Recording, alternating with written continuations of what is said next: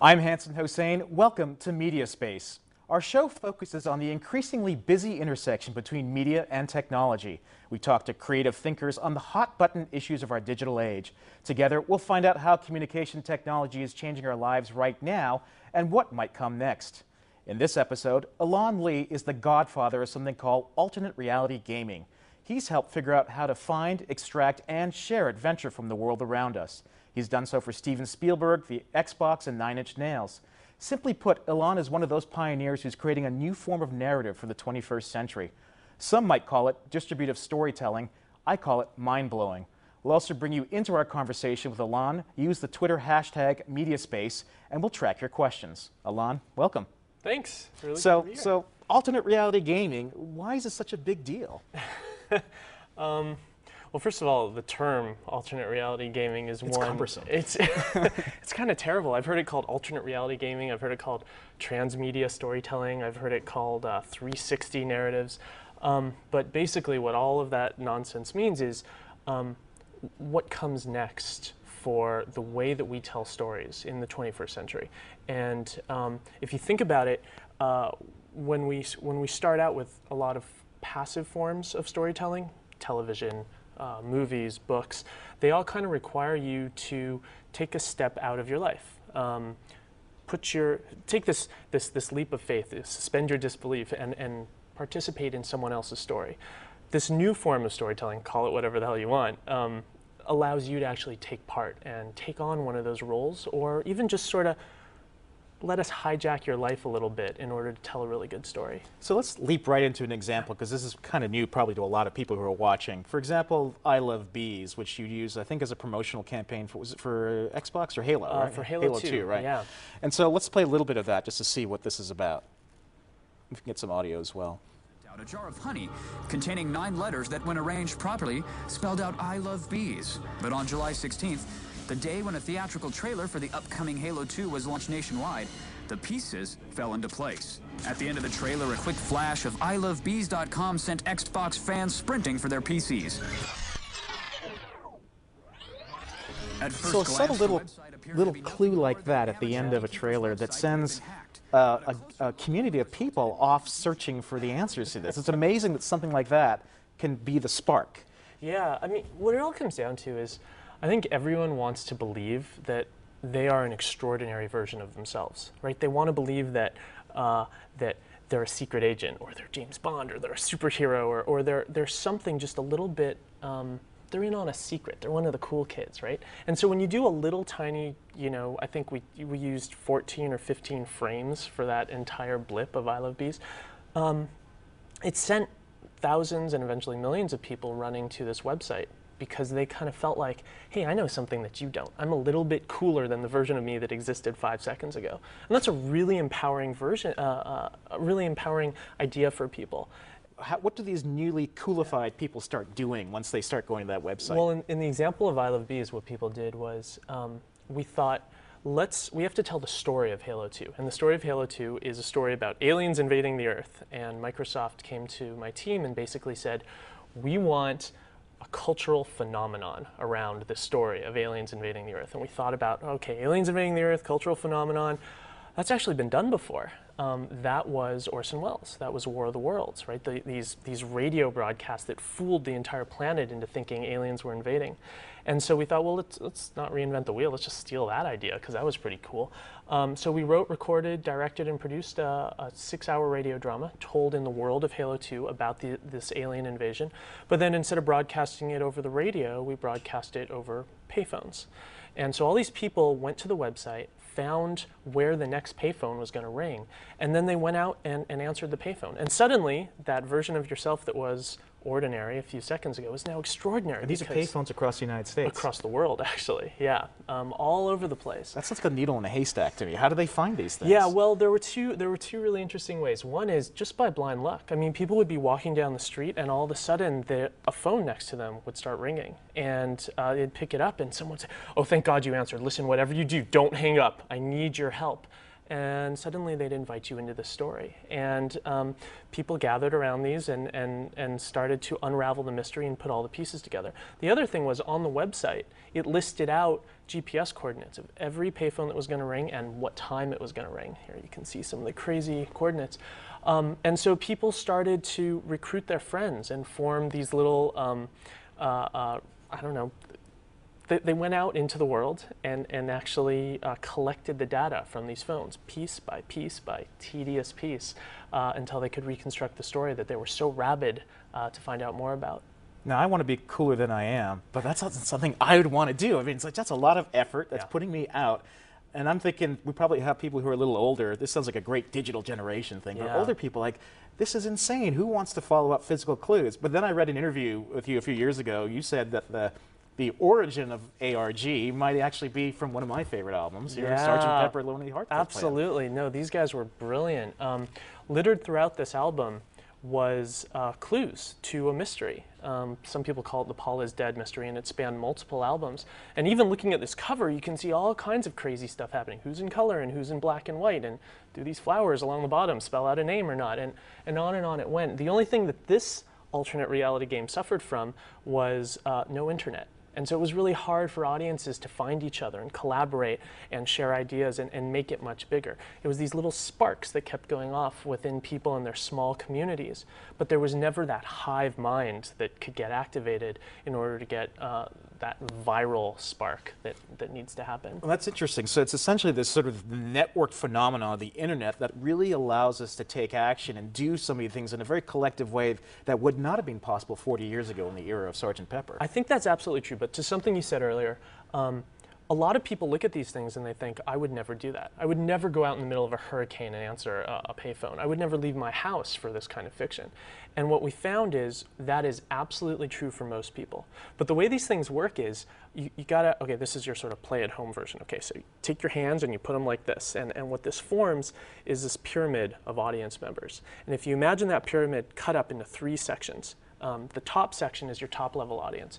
People who just sit at home, don't want to mess around with this. Maybe they'll read a news story, maybe they'll click on a link, just very, very light touch. There's more of those people than anyone else. So when you think, I would never do something like that, you're not alone. Most people would never do something like that. The middle group are the people who actually would click on the link, read a bunch of stories, maybe listen to an audio bit, maybe go into a chat room. There's fewer of them, but they're kind of devoted a little bit to this thing. And that bottom tip of the pyramid are the insanely hardcore people. Those are the guys who are going to go out and answer the phones. They're going to go and do it in costumes. They're going to tell their friends about it. They're going to write songs about it. They are the hardcore players. But here's the cool thing about it. Once you have that pyramid going and those 3 levels of participants, the entertainment value is no longer just the product. The people at the top of the pyramid are watching the people at the bottom of the pyramid. They're the spectators. I mean, it's actually become an internal spectator sport, essentially. Exactly right. And slowly the people at the top start to funnel lower and lower down into the more hardcore as they see the insanity going on beneath them. We're all descending into the rabbit hole. That's exactly right. And more people are funneling in on the top, and these things grow and grow and grow. And you get we mentioned men and maybe younger men, but another thing, you talked about this at TEDx Seattle, or event we had earlier this year. And we have a video of you doing this, talking about Kathy's book, and that's something that strikes me that might actually have more of an appeal across genders. Just let's play a little audio from that as well. Written from the point of view of an 18-year-old girl, and it's her diary. And we wanted to kind of explore what was possible, like how far you could take the publishing model. And so as you flip through the book, Kathy will say things like, oh, I'm so upset with my boyfriend. That guy's such a jerk. I'm going to go home and I'm going to tear up his picture and I never want to speak to him again. Turn the page of the book and his actual torn up picture falls out of the book. You can pick up the pieces and put them back together and suddenly you're looking at Kathy's boyfriend. Turn the picture over, his phone number is written on the back and you can call him and hear his voice. Everything in this book was real. All the web pages you could visit, all the email addresses you could actually write to, and all these artifacts would constantly fall out of the book. And we thought this was really interesting, and one of the things we did, we needed people to say, well, all right, Kathy is this 18-year-old girl, so we had to create a Facebook page for her, because what 18-year-old girl doesn't have a Facebook page? So we created a Facebook page, and when you do that, you have to list out a birth date for the character, for the person. And when we did that on Kathy's birthday, someone friended her and wrote happy birthday. And we thought, oh, that's really cool. And a few minutes later, she got another one, and I'm sure you know where this is going. By the end of the day, the thing was just inundated with these happy birthday notes. This was really significant for me. This is characters interacting, these are players, excuse me, interacting with a fictional character. No one writes to Luke Skywalker and says, hey dude, sorry about your hand.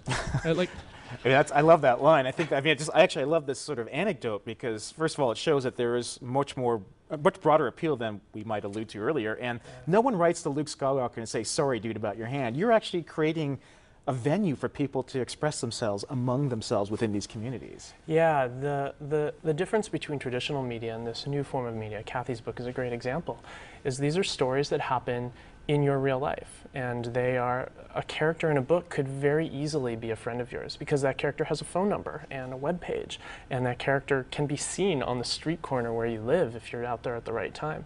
You're going to a higher level of connectivity and engagement, it feels like. Yeah, it's certainly the hope. I mean, look, everything we do, we try so hard to make it so that it feels very comfortable to enter these experiences. But no one has to explain to you how to pick up your phone, what to do when your phone rings. No one has to explain to you what happens when you hear the little bing of your inbox. No one has to explain to you what happens when someone comes up to you and says, hi, how are you doing? How was your day?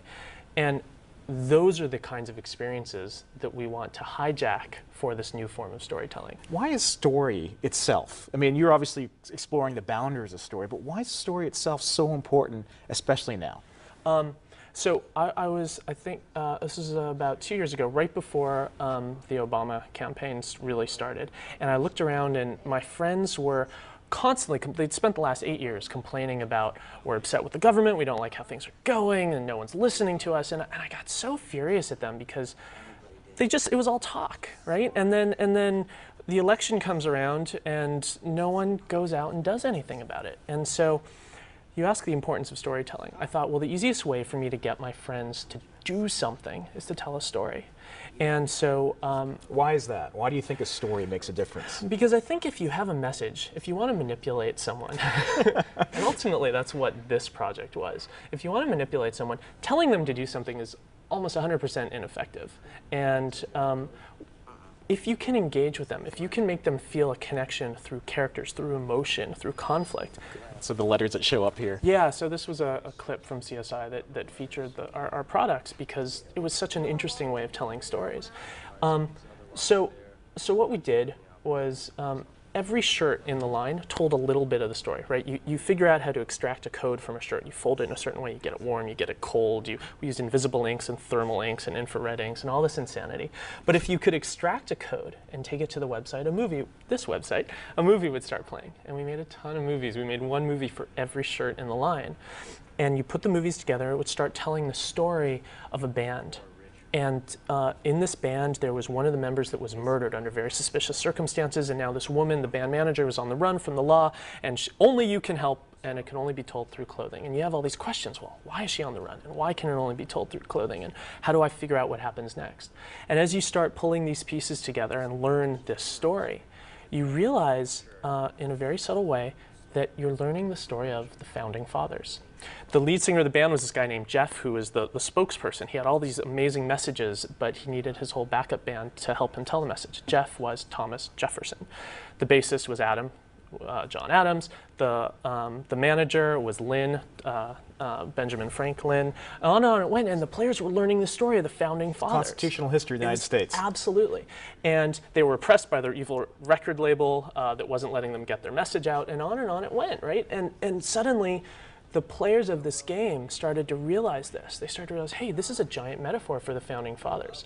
And then they took the next step for me. Which was voting? They voted. They formed voting parties. They signed up for Get Out the Vote, for Rock the Vote. They went door to door. They started recruiting their neighbors.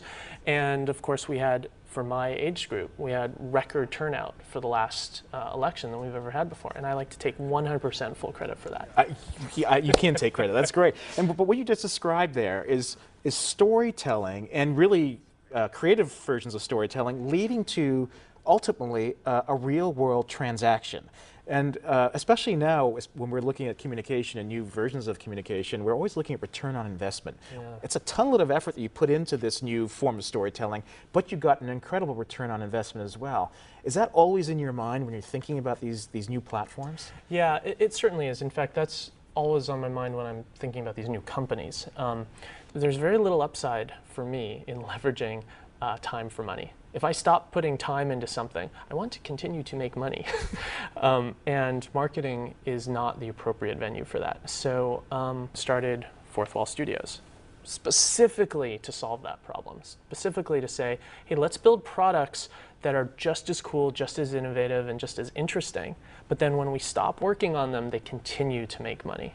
There's these really complicated puzzles. You're creating crop circles and designs in sand, like with Hex 168, that video. Yeah. I mean, that's amazing. But you realize that your community, when you put those people together, they can outsmart you. So you've got to be super clever when it comes to figuring these things out. Yeah, you absolutely do. And in most cases, the audience is so much smarter than we are. I'll tell you, one of my favorite stories is when we started the very first project, which was AI with Steven Spielberg. And we sat down and we plotted out 3 months. We worked for 3 months to plot out 3 months worth of content. And we worked really hard for those 3 months. The campaign was supposed to take 6. So the plan was, we work hard for 3 months. The players get to work for 3 months. And while they're working on that content, we have 3 months to plan out the next 3 months. Easy formula. So we built 3 months worth of content. We released it onto the web. We sat down, we flipped the switch, and they solved all of it. Every single puzzle in the first day. It's the wisdom of the crowd, I guess. Yeah, Right? That's I mean, incredible. they're just so much smarter than we are. So we freaked out and started a company to fix the problem. Well, you know what? We're going to go to the crowd, or the right. community, right after. We're going to take a break right now for a minute. And when we return, questions from Elan for you. Now, let's take a look at the hashtag MediaSpace Twitter feed. And we've got this really cool thing here, Elan. Here's one. What's next for embedded artifacts for storytelling? You did clothing. What's next? Well, we're experimenting with quite a few things right now. Our main focus actually right now is browser interactions. And I know it's kind of a bizarre, nebulous term, but the premise behind a clothing company is put on a shirt and you become extraordinary because suddenly your shirt's doing stuff you didn't know it could do. The next big one for us that we're really concentrating hard on is you and I probably browse the web all day, every day. I mean, we're really good at it. We can find the information we want. How do you convert that experience into something extraordinary? How do you embed narrative? How do you embed interaction in this idea of this very banal, boring activity of browsing the internet? So really excited about that one. We're going to embed clues in the browser or something like that? I can't tell you exactly what we're going to do, but it's a design I've been working on for a long time. I'm pretty excited about. What's the one game you played, seen, and said, you know, geez, I wish I'd actually done that game. I wish it had incorporated that narrative into what I've done. I'm such a huge fan of Portal. Portal is the first game I ever played where it actually really got me on an emotional level. Like I actually cared about actually I cared more about the antagonist than anyone else because that's the lead character. But every time I watch that game, every time I play that game, every time I watch a friend play that game, I'm always so struck by how deeply you care about what's going to happen next and how to trigger the next event. But isn't that what storytelling at its best is all about? That emotional connection to what's going on? But how often do you see that in a video game? It's so rare and so unusual. Well, it seems like you're taking all this to a much bigger level. You've just moved down to Los Angeles, to Seattle's everlasting regret. Why did you feel that it was important for you to take your businesses south? What's going on in LA that can't happen here in Seattle? Yeah, well, I've lived in Seattle for 12 years, and 1 month ago I finally moved to LA, which is both exciting and terrifying and regretful all at once. But there's a bunch of television shows that we're working on right now with ABC and NBC, and those need constant attention. There seems to be entire divisions of people in those studios devoted to canceling my products. So I had to make sure I was there just to ensure that those IPs and those ideas have as good a chance as possible. At the same time, we're working on 3 new software projects Each one is devoted to infusing story into a different aspect of your life. One is for the cell phone, one is for the browser, which I alluded to earlier, and one is sort of a, we'll call it the glue that pulls everything together. If you have all these different stories that spread out across your life, how do you make sure that you get the right phone call at the right time? How do you make sure that your Facebook wall updates with exactly the right information? Well, that's it. I mean, all yeah. these things you're talking about, these clues, I mean, it's a huge amount of effort. First of all, you've got to think it through. Yeah. You, the designer, have to think about where you're going to put these clues. It probably takes a cast, it sounds like the 10 Commandments here, the cast of thousands to get this thing done. We only have 3 full-time employees, myself and 2 founding partners, Sean Stewart and Jim Stewartson. And when we work on a project, like we worked on The Watchmen, the movie The Watchmen, and when that came out, we had this crazy website that went up where you could actually talk to a character, talk to Rorschach. Like live, like this is not some recording. Yeah, no, the things you say, he will actually react to. Anything you say, and the things that happen on the website will start to update in real time without you ever touching the mouse or keyboard. And in order to pull that off, we had to ramp up to about 120 people to build this insanity. And yeah, so we ramp up and down constantly based on what products are going on. I'm still getting my feet under me in LA and trying to figure out, where we're going to open our new studio and how we're gonna be most productive there. I mean, are you now going mainstream? Are you hot enough, or are they desperate enough that they need somebody like you to help them redefine storytelling? Hollywood's a really interesting place right now. The Hollywood model has existed and worked for a really long time. And now that we're starting to see it crumble just the tiniest bit, in movies you certainly see it, all but the very big mainstream movies are having a hard time pulling the profits that they used to pull. And television is having a really hard time getting people to watch the commercials that they used to watch. And so Hollywood's in a very interesting place because they have a lot of people in place who have built their careers on this model that's slowly eroding. And they are reluctant, some of them, I would say, are reluctant to embrace a new model because, holy crap, that's really scary. We've done this thing for so long and it's always worked. Why would we want to change it? And they're finding more and more that they have to. And so I think people like me are very interesting to them because I can very easily show them, hey, here's baby steps. You don't have to tear down your studio. You don't have to reinvent what the motion picture camera is. Here's a little add-on that you can put onto your TV show. Here's a different way to write a script. And slowly we take these baby steps together. Okay, we've got another question from the Twitter feed. What does Elan have to say about the term storytelling? How do we go beyond, we've heard this a lot because we talk about storytelling a lot here in our program. Yeah. A lot of people say they hear storytelling, it's like once upon a time. It's bedtime stories. How do you explain to them that storytelling is much more than that and that this is going to be sort of the connective tissue of how we communicate in the 21st century? If you think about stories in general, think about your favorite story, your favorite TV show, your favorite book. It's a series of scenes. All stories are a series of scenes. Scene 1 happens in the office building. Scene 2 happens in the car. Scene 3 happens in the park. And you connect those scenes to each other in order to tell a good story. When I think about storytelling, when I think about the next generation of storytelling, I think about the same exact kinds of stories, those series of scenes. But I think the scenes themselves get to happen in your world. So scene 1 happens on your TV screen. But all of a sudden, a character on the screen walks across the room, picks up a phone to make a phone call, and the cell phone in your pocket starts to ring because he's calling you. So scene 2 happens on your cell phone. Scene 3 might happen in your email inbox. Scene 4 might happen on your Twitter feed. Scene 5 might go back to the television. Round and round it goes, building the same kinds of really good, really compelling stories that we all love, that's sort of wired into our brains to appreciate. It's just now we're actually making use of the world we live in to tell the next generation of stories. This is the transmedia. You're going beyond just one media, whether it's just television or film, but actually into other physical realms, essentially. I believe so. I believe that as we've evolved from the printing press to the motion picture camera to the internet, what's next is not a massive new invention.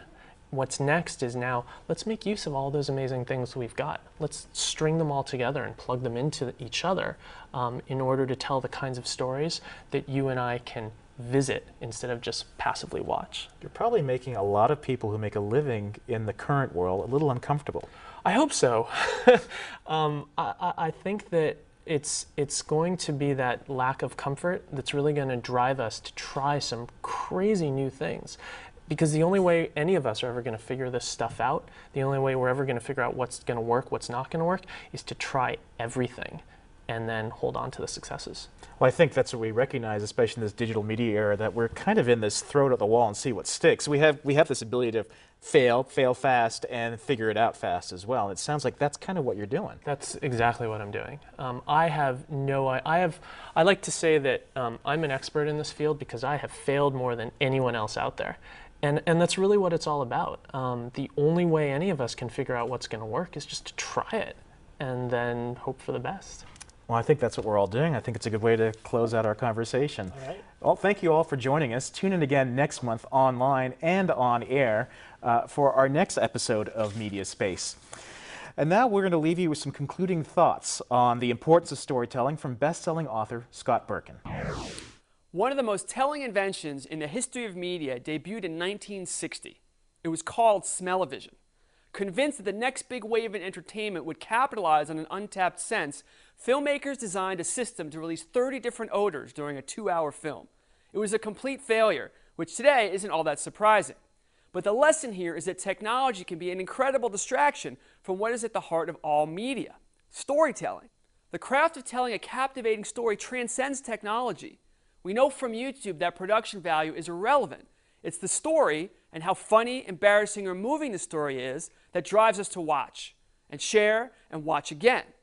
But when we get lost in the mediums, the technologies, the trends, and the tools, we forget that those things don't matter if the story we're telling isn't any good. While we do live in an age of surplus information, we still have a shortage of good, well-told stories, or more specifically, good storytellers who can tell them. With today's rate of change, it's wise to look for the things that stay the same. One is our irresistible need for narrative. On TV, in games, and online, we're narrative seekers above everything else.